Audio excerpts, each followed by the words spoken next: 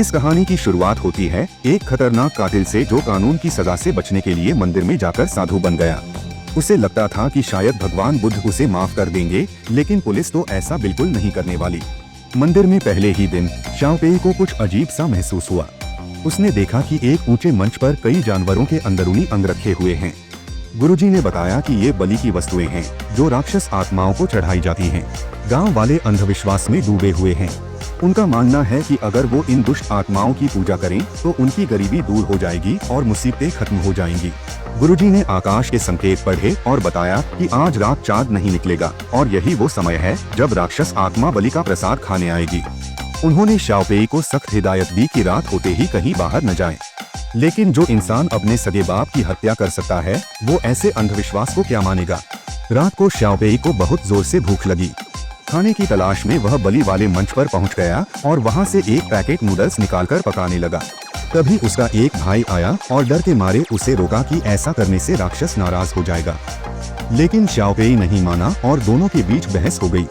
फिर अचानक उसने देखा कि उसका सूप हवा में लटका हुआ है। ये देखकर वो थोड़ी देर के लिए डर गया, लेकिन भूख ने उसके डर पर जीत हासिल कर ली। वो दोबारा मंच पर गया कुछ खाने के लिए। तभी चारों तरफ अजीब सी हवा चलने लगी। जब उसने पलटकर देखा तो उसके सामने 8 फुट लंबा राक्षस खड़ा था।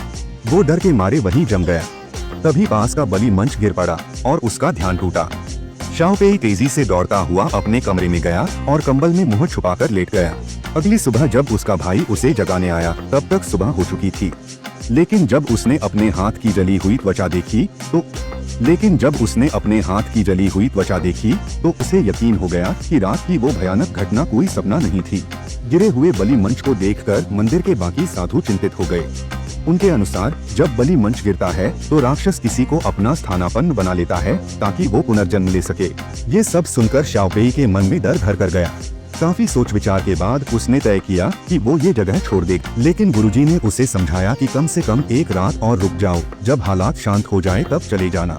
मगर शाओपेई ने एक न सुनी और उन्हें धक्का देकर जंगल की ओर निकल गया।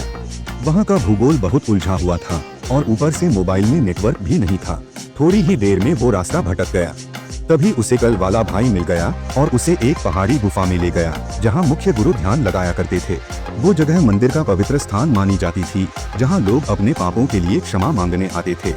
जाते जाते भाई ने शाओपेई को चेतावनी दी, अब जो भी देखो सुनो सब भ्रम होगा, मन को शांत और स्थिर रखना। उसने उसे मृत्युलोक रक्षा मंत्र की एक किताब दी और वहाँ से चला गया।